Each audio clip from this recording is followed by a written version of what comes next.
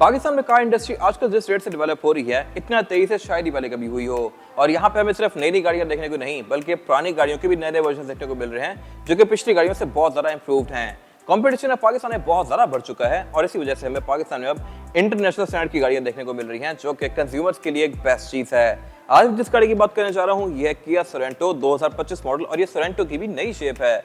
ये गाड़ी 35 CC V6 है और ये वही शेप है जो कि वर्ल्ड वाइड भी चल रही है।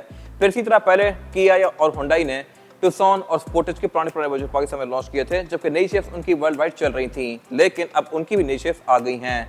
ये गाड़ियां हाइब्रिड भी हैं और उसके अलावा नेचुरली एस्पिरेटेड इंजन के साथ ये वाली गाड़ी है और ये पहले से बहुत ज़्यादा इंप्रूव्ड हैं। अगर बात की जाए स्पेसिफिक गाड़ी की, तो ये वाली सोरेंटो 3.5 V6 है और इसका शायद ये पहला ही रिव्यू है पाकिस्तान में। ये गाड़ियां वैसे बहुत कम होती हैं, मोस्टली गाड़ियां 1.6 वाली ही ले रहे हैं लोग।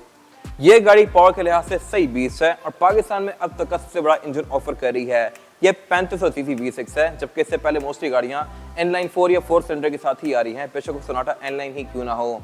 अगर बात की जाए इस गाड़ी की, तो साइज के लिहाज से अच्छी खासी मैसिव है। ये 7 सीटर SUV है और इसकी थर्ड रो सीट्स भी बैठने लायक हैं।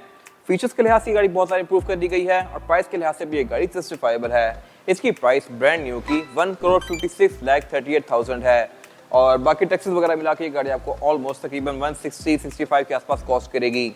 ये वैल्यू जस्टिफाई करती है या नहीं, आप कमेंट सेक्शन में मेंशन कीजिएगा।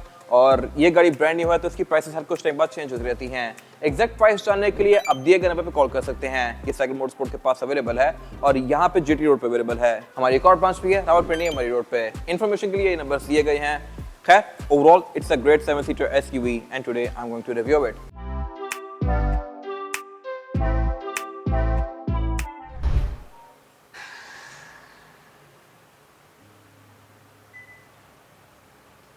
Let's start with the exterior of this car. Looks के लिहाज से ये गाड़ी बहुत ज़्यादा शार्प कर दी गई है और आपकी इस लुक को लेकर क्या राय है, कमेंट सेक्शन में मेंशन कीजिएगा। मेरे ख्याल से इसकी इंस्पिरेशन काफी हद तक अमेरिकन गाड़ियों से ली गई है, क्योंकि उनमें भी हेडलाइट्स और टेललाइट्स इस तरह पतली आती हैं, लेकिन साइड से बहुत ज़्यादा पीछे तक कंटिन्यू करती हैं। अगर आप कैडिलैक्स देख लें या फिर फोर्ड्स देख लें, उनमें भी हेडलाइट या टेललाइट बिल्कुल पतली होती है, साइड पर बहुत ज़्यादा फैली हुई होती है। और इस हेडलाइट को किया स्टार मैप हेडलाइट्स कहता है। इसमें DRL का डिजाइन थोड़ा सा डिफरेंट है, यूनिक है और इसके अलावा इसमें 3 पॉइंट्स दिए गए हैं, 2 लो के हैं, 1 हाई का है और ये तीनों ही पॉइंट्स LED वाले हैं। फिर इसके अलावा इसमें नीचे फॉग लैंप दिए गए हैं, जिनमें 5 LEDs दी गई हैं और ये भी लुक्स के लिहाज से खूबसूरत हैं। बाकी यहाँ पे सब कुछ काफी ज्यादा शार्प और कट्स वाला है। फ्रंट पे काफी मैसिव टाइगर नोज ग्रिल दी गई है, जैसा किया की मोस्टली गाड़ियों में आती है। और जहां तक बात है फीचर्स की, तो इसमें फ्रंट पे पार्किंग सेंसर्स दिए गए हैं और एक फ्रंट कैमरा भी दिया गया है। किया का लोगो इसमें ये नया वाला दिया गया है, जो कि चेंज हो गया था। और इसके अलावा बोनट की भी कट लाइंस यहाँ पे काफी शार्प दी गई हैं।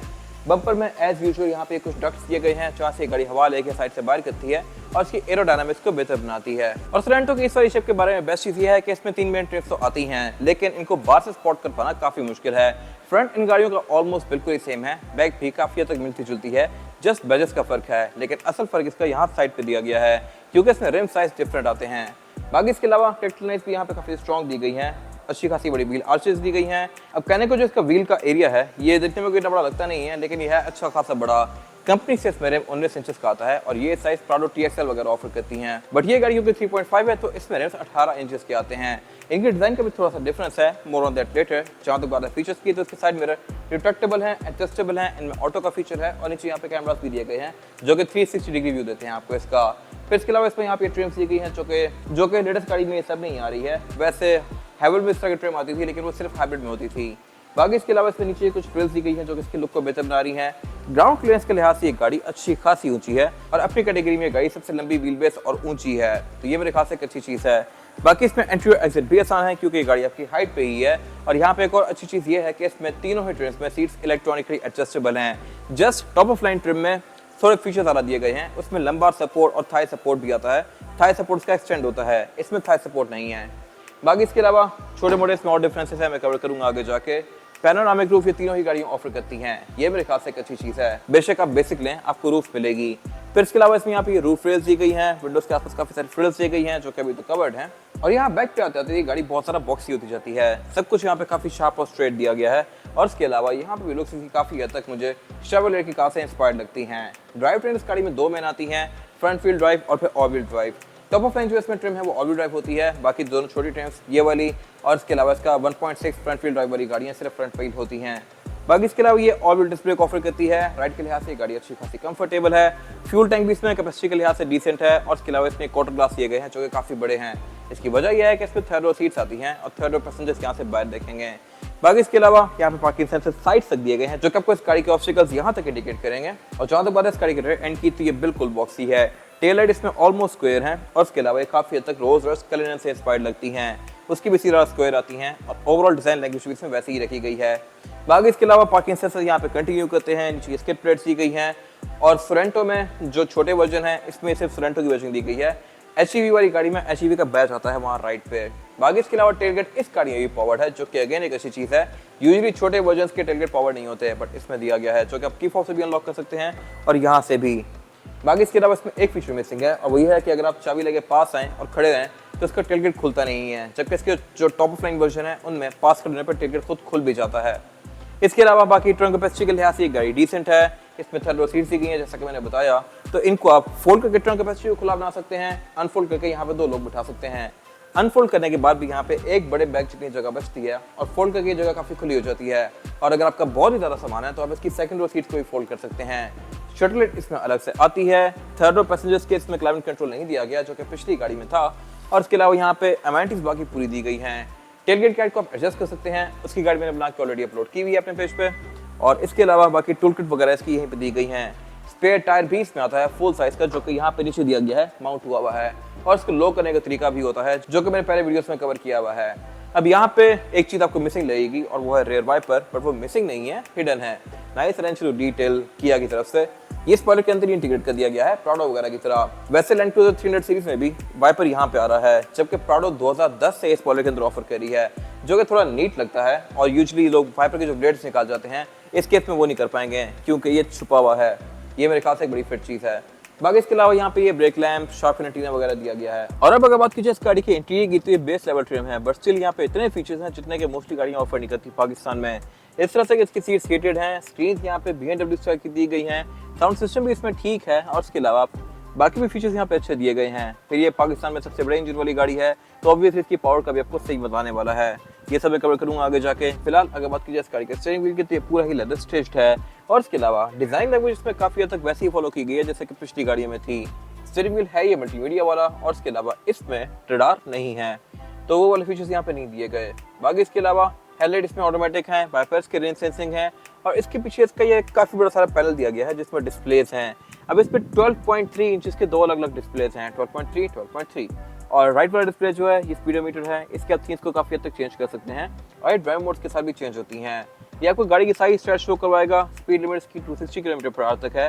फिर लेफ्ट पे एक और स्क्रीन दी गई है 12.3 इंचेस की और इसमें Bluetooth, aux, navigation, USB, Android Auto, Apple CarPlay ये सब कुछ आता है। और इसके अलावा यहाँ पे टाइल्स जो दी गई हैं ये भी काफी हद तक वैसी ही हैं जैसा कि BMW ऑफर करती है।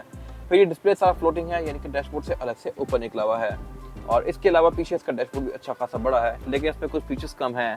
फीचर्स जो कम है इसमें as compare to top of the line वाली गाड़ी वो ये है कि इसमें साउंड सिस्टम थोड़ा सा कम प्रीमियम आता है और इसके अलावा यहाँ पे सीट्स कूल नहीं आती। छोटी मोटी और भी चीजें हैं वो मैं कवर करूंगा। जहाँ तक बात साउंड सिस्टम की, तो इसमें स्पीकर्स 8 हैं, टॉप ऑफ लाइन वर्जन के अंदर 12 होते हैं। फिर इसके स्पीकर हैं सिंपल, टॉप ऑफ लाइन में ये बोस के होते हैं। फिर इसके अलावा डैशबोर्ड के मटेरियल इसके प्रीमियम हैं, एयरबैग्स भी इसके काफी स्लीक से दिए गए हैं। स्लीक होने का फायदा ये है कि ये लुक्स के लिहाज से अच्छे लगते हैं, लेकिन नुकसान ये है कि इसकी एक आवाज डिफरेंट होती है। अब कहने को इसका एयर फ्लो सिर्फ 4 पे है और ये all the way up to 8 जाता है, बट स्टिल आप इसकी आवाज सुन सकते हैं। और जैसे ही मैं इसको 5-6 पे करता हूँ तो ये की साउंड शुरू कर देते हैं। आम गाड़ियों में इतनी साउंड नहीं होती, इसमें थोड़ी ज़्यादा है क्योंकि वेंट ने तो बाहर निकलना है, लेकिन अगर वेंट छोटा होगा तो ये थोड़ा शोर करके निकलेगी, वो शोर आपको यहाँ फील होगा। और अगर मेरे ख्याल से ये ना होता तो बेहतर था। फिर इसके नीचे एक और यहाँ पे पैनल दिया गया है जो कि मेरे ख्याल से बड़ी ज़बरदस्त चीज़ है क्योंकि ये डिस्प्ले है और ये स्विच करता है अपने फंक्शंस को रेंज रोवर की तरह। रेंज रोवर से इंस्पायर्ड है। अभी यहाँ पे मुझे ये home, map, search, seek, track ये सब कुछ शो करवा रहा है। और यहाँ पे जो नॉब्स दिए गए हैं ये ट्रैक आगे पीछे करने के और वॉल्यूम अप डाउन करने के लिए यूज हो रहे हैं, दोनों नॉब्स। लेकिन जैसे मैं इस फैन पर टैप करूंगा तो ये क्लाइमेट कंट्रोल बन गया है। अब इन्हीं नॉब से मैं टेम्परेचर को कम ज़्यादा कर सकता हूँ और ये सेंटर में जो डिस्प्ले था ये अब क्लाइमेट कंट्रोल में कन्वर्ट हो गया है। और ये है भी टच में, तो इसमें क्लाइमेट कंट्रोल को भी इन्हीं बटन से स्विच कर सकता हूँ। तो ये मेरे ख्याल से बड़ा इनोवेटिव वे है बटन्स को कम करने का। इसके अलावा फिर नीचे यहाँ पे इसके पावर आउटलेट दिए गए हैं, वायरलेस चार्जर दिया गया है जो कि 10 वॉट का है। ये फास्ट चार्जिंग सपोर्ट करता है लेकिन सिर्फ 10 वॉट्स तक की। बट इसके जो आसपास की अब गाड़ियाँ आ रही हैं चाइना से, वो गाड़ियाँ फीचर्स के लिहाज से बहुत नेक्स्ट लेवल हैं। अगर मैं वैसे रिसेंट एक्सपीरियंस बताऊँ अपना, तो मैंने BYD शार्क यूज़ किया है। वो गाड़ी 50 वॉट की फास्ट चार्जिंग ऑफर करती है, यानी कि उसमें फ़ोन उतनी तेज़ी से चार्ज होता है जितना कि आपका घर पे चार्ज होगा। इसके अलावा बाकी ये गाड़ी अच्छी खासी तेज़ है, 269 हॉर्स पावर है, लेकिन शार्क 436 था, वो एक अलग बीस्ट है। उसका रिव्यू अब जाके हमारे पेज पे देख सकते हैं। खैर, इसके अलावा नीचे फिर यहाँ पे इसके स्टोरेज कंपार्टमेंट दिए गए हैं और पीछे गेयर सेलेक्टर दिया गया है। अब इसका गेयर सेलेक्टर भी ट्रेंड्स वाइज डिफरेंट है। इसमें जो गेयर सिलेक्शन है ये प्रॉपर स्टिक है, जिसको आप इस तरह से डिफरेंट गेयर्स में स्विच करेंगे और इसको मैनुअली भी चला सकते हैं। लेकिन जो इसके हाइब्रिड वर्जन्स हैं उनमें एक डायल आता है जिसको आप घुमा के गेयर्स में शिफ्ट करेंगे। इसमें ट्रांसमिशन 8 स्पीड है, टॉप ऑफ लाइन में ट्रांसमिशन 6 स्पीड होती है।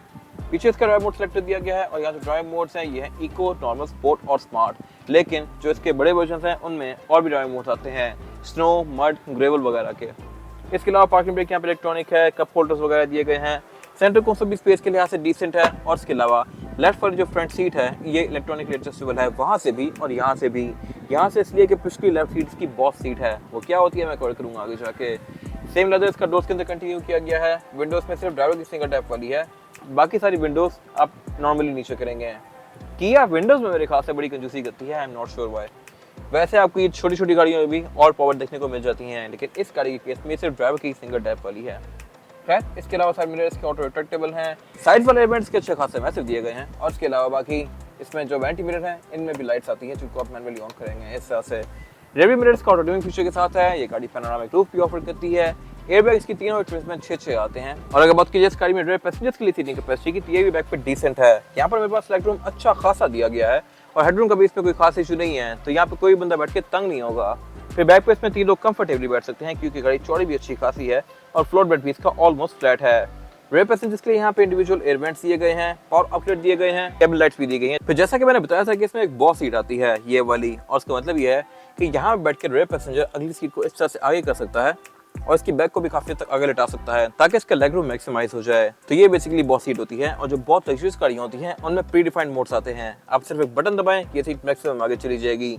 बाकी इसके अलावा फिर इसमें रेयर पैसेंजर्स के लिए ये आर्मरेस्ट दिया गया है, जिसमें 3 कप होल्डर्स दिए गए हैं, 3 यहाँ हेडरेस्ट दिए गए हैं, सीट बेल्ट दी गई हैं, आसपास इसके पोर्ट्स दिए गए हैं, और इसके अलावा यहाँ कुछ खास है नहीं। और अब अगर बात की जाए इस गाड़ी के इंजन की, तो इंजन इसमें 2 में आते हैं, 1.6 लीटर टर्बोचार्ज पेट्रोल हाइब्रिड और फिर इसमें 35 सीसी V6 हाइब्रिड इंजन आता है। अगर आपने इस गाड़ी को सही इंजॉय करना है, इसकी पावर को फील करना है, तो ये इंजन सबसे बेस्ट है। हालांकि इस इंजन को अब बिल्कुल बेसिक रखा गया है और जो छोटे इंजन वाली गाड़ी है उनको टॉप ऑफ लाइन रखा गया है। ये इंजन 3.5 है, जो कि पहले टॉप ऑफ लाइन था पिछली फ्रंटों में, और ये गाड़ी 269 हॉर्स पावर प्रोड्यूस करती है with 331 newton metre of torque. अब ये एक एनॉर्मस फिगर है बॉडी साइज के लिहाज से, जबकि जो दूसरी गाड़ियां हैं वो 177 हॉर्स पावर प्रोड्यूस करती हैं, जो कि इससे काफी कम है, जबकि बॉडी साइज उसका यही है। इसका जो top of the line version है वो गाड़ी 177 हॉर्स पावर के साथ ऑल व्हील ड्राइव है, जबकि ये गाड़ी V6 इंजन के साथ सिर्फ फ्रंट व्हील ड्राइव है, तो इसकी पावर आपको सही फील होगी। है ये बहुत पावरफुल और मजेदार, लेकिन ये गैस गजलर भी है। ये आपको 6-7 की एवरेज देगी, जो कि मेरे ख्याल से थोड़ी सी अजीब चीज़ है। बट स्टिल अगर आपने इस कैटेगरी की गाड़ी लेनी है और इसको एंजॉय करना है, तो इतना तो आप कर ही सकते हैं। बाकी अगर आपने इसको डे टू डे यूज़ करना है और आपने फ्यूल भी बचाना है, तो फिर इसके बड़े वाले वर्जन बेहतर ऑप्शन है। बाकी इसके अलावा इसमें फिर ट्रांसमिशन 8 स्पीड आती है, 1.6 वाली गाड़ी में ट्रांसमिशन 6 स्पीड आती है। उनके अंदर भी कुछ चेंजेस हैं, वो मैंने पहले कवर किए हैं। और इसके अलावा बाकी इंस्टॉलेशन में प्रॉपर दी गई है। इंजन के पार्ट्स आपको इजीली मिल जाएंगे, क्योंकि ये इंजन और भी गाड़ियों में आता है किया कार्निवल में, तो पाकिस्तान में ही ऑफर हो रहा है, तो इनके पार्ट्स इंटरचेंजेबल हैं। बोर्ड इसमें हाइड्रोलिक से ओपन होता है, यहाँ प्रॉपर इंस्टॉलेशन दी गई है और इसमें ABS, traction control, drive modes, ये सब आता है। और अब अगर बात की जाए इस गाड़ी के टायर साइज की, तो इसमें टायर साइज जो है ये 235, 60 और 18 इंचेस का रिम इसमें आता है। बाकी वर्जन में रिम 19 इंचेस का आता है, जो कि अच्छा खासा बड़ा रिम होता है। और बेस्ट चीज़ यहाँ पे है कि इसमें टायर कॉन्टिनेंटल का है, कॉन्टिनेंटल प्रीमियम कॉन्टैक्ट 6। अब ये गाड़ियाँ भी अच्छे टायर ऑफर करने लग गई हैं और मेरे ख्याल से इनको देख के होंडा वगैरह भी बेहतर टायर ऑफर करना शुरू कर देंगे। बाकी इसके अलावा इसमें ऑल व्हील डिस्क ब्रेक दी गई है। रिम इसका थोड़ा छोटा तो है, लेकिन डिज़ाइन के लिहाज से भी थोड़ा सा डिफरेंट है। बाकी ये गाड़ी फ्रंट व्हील ड्राइव है, कॉन्फ़िगरेशन इसमें एक और भी आती है ऑल व्हील वाली, और इसमें फिर ABS, traction control, drive modes, ये सब आते हैं, जो कि इसकी राइड को बेहतर बनाते हैं। ये था आज का रिव्यू। अगर आपको रिव्यू पसंद आया है तो इसको लाइक कीजिए, मेरे चैनल को सब्सक्राइब कीजिए, और अगर आपके पास इस गाड़ी से रिलेटेड कोई भी राय है तो उसको कमेंट सेक्शन में शेयर जरूर कीजिएगा, ताकि वो लोग जो ये गाड़ी लेने वाले हैं वो आपकी राय से फायदा उठा सकें। अपना ख्याल रखिएगा। Thank you.